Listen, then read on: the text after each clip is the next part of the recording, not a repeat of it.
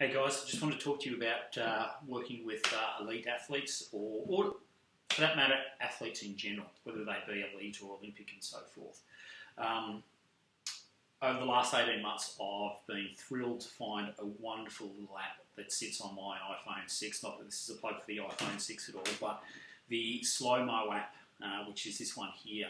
Now, with all my track runners, I head down to the track and I film all of my athletes, both their starts, their run-throughs, using the Slow-Mo app. G'day guys, we're just down here at Deakin University with Callum Kersop-Cole.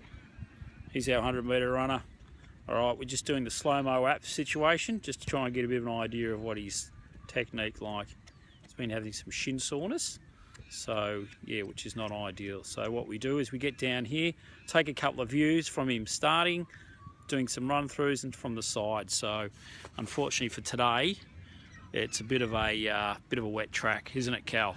Sure is. Yeah, so you get the idea. So you need to get your client or your athlete as close as you can in your screen, and then you hit that Slow-Mo app. I'll put something up for you guys to have a look and you can see Cal running.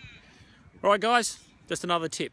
The starts are pretty important, especially for my 200 metre runners and even 400 metre runners, in the fact that you can pick up so many little indiscrepancies with their technique sometimes, and sometimes it can be the game changer for you, especially when you're dealing with athletes who are dealing with shin soreness, whether they're dealing with knee pain or hip and thigh problems.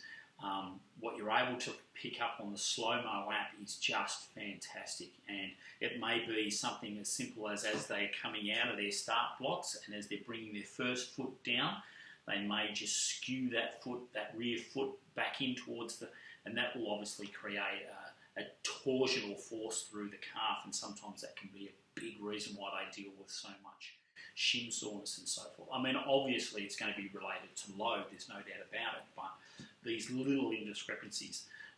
Another one which I find quite common is obviously as they're getting into their first couple of strides, especially as they come up, bring their hip up, sometimes you might just see just that small little hip hike that they can do.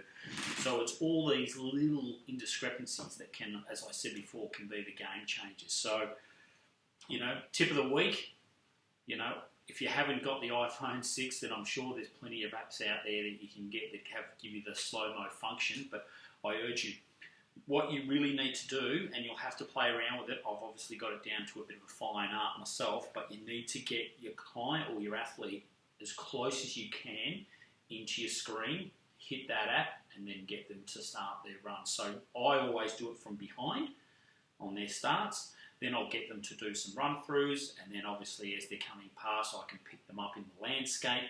So obviously having it this way, and then you can just see what their stride's like as they're running through.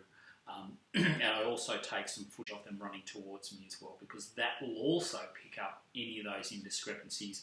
And once again, one of those indiscrepancies that you see commonly, which plays back into my hip technique, which I'll bring to you shortly, is the fact of the battle between the adductor magnus and the glute medius. So you might have your runner coming up, and obviously they'll be tracking inwards slightly on that hip flexion. So that's an absolute key there straight away, that things are not functioning as well as they should be. So tip of the week, Slow-Mo app. You're working with your athletes, take the time if you can, get down to the track, watch them run through, hit the Slow-Mo app, bring it back, review them. You know, and I actually review it with my athletes. You know, they need to see and understand what's going on there. So, yeah. So I hope you enjoyed it. Tip of the week, the Slow-Mo app.